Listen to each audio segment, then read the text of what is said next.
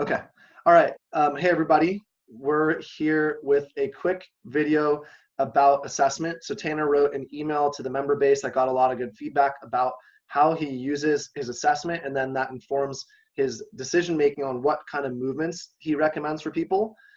So Tanner's going to take it off with a couple of movements from his assessment, among many.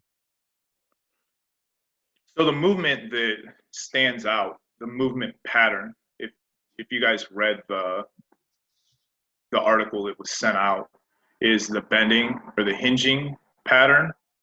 And I typically will have a mobility or flexibility test that is designed to inform what that movement pattern will look like, or any decisions that I make for programming with that specific movement pattern.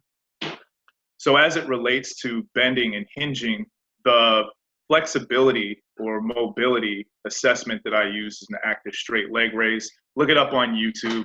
You'll find there's a million of them out there. But basically, we're testing for hamstring mobility and flexibility.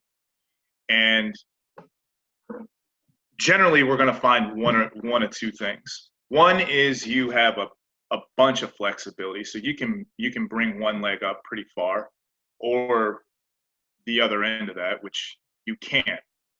And if you are a person who does have a lot of flexibility, then we look at basically a body weight deadlift. Again, you can look this up on YouTube. It's called a waiter's bow. So in that waiter's bow, if you have a lot of flexibility, we want to determine if you have the actual movement proficiency or the skill nailed down of a hinging pattern with no weight. And if that is the case, then we just simply move on to deadlifting to strengthen your hamstrings and your glutes, because that's the entire point of it.